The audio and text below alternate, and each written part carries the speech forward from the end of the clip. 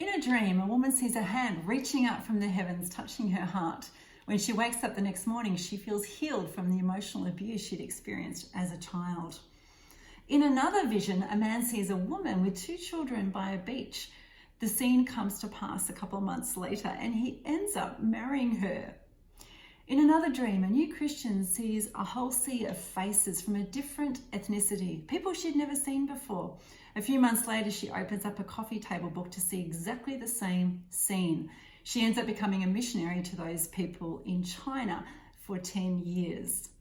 This is just some of the data I've collected as part of my PhD research on Pentecostal experiences of hearing God's voice. My name is Tania Harris, and I'm a student at Alpha Crucis College, completing a study in practical theology. You know, Christians everywhere believe in a revelatory God, but there are different understandings about what that looks like on the ground amongst the different church traditions. Some churches believe that God stopped talking the moment that the Bible was finished being written.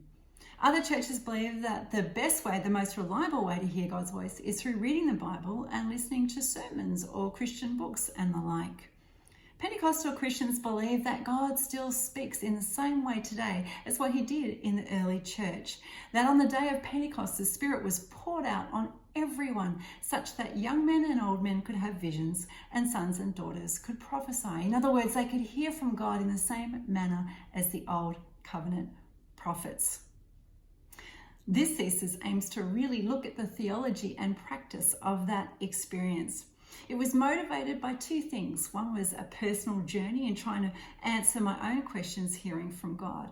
And the other one was in my capacity as a pastor and director of God Conversations, a ministry that aims to equip people to recognize and respond to God's voice. I've traveled all around the world in a range of different churches, and I hear the same questions wherever I go. This experience has been a source of confusion for many. I remember hearing some stories. A man thought he'd heard from God about resigning from his job and trusting God for the future. A few months later, as he's facing bankruptcy, he realizes that what he'd been hearing is the symptoms of burnout.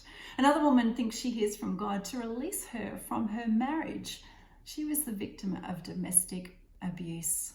My thesis aims to develop a theology that helps people to experience God's voice for themselves. That promise that was given in Acts chapter 2, that sons and daughters, young and old, would be able to hear God's voice, could be practiced in churches today in ways that are theologically orthodox and pastorally safe. Jesus said, "My people will recognize my voice and they will follow."